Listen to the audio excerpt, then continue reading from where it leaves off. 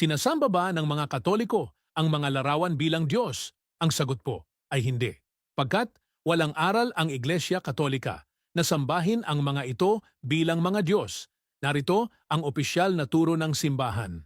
Sa Catechism of the Catholic Church, paragraph 2, 132, it says, "The honor paid to sacred images is a respectful veneration, not the adoration due to God alone. Binibigyang galang o veneration lang ang mga sagradong larawan, at tangi sa Diyos lamang namin ibinibigay ang pagsambang adoration katulad sa Josue 7:6, si Josue at ang kanyang mga kasamahan ay nagdasal sa Diyos habang nakatira pa. Sa harap ng mga kerubin, sa kaban ng tipan, ito'y tanda ng kanilang paggalang sa banal na bagay ng Diyos, hindi upang sambahin bilang Diyos.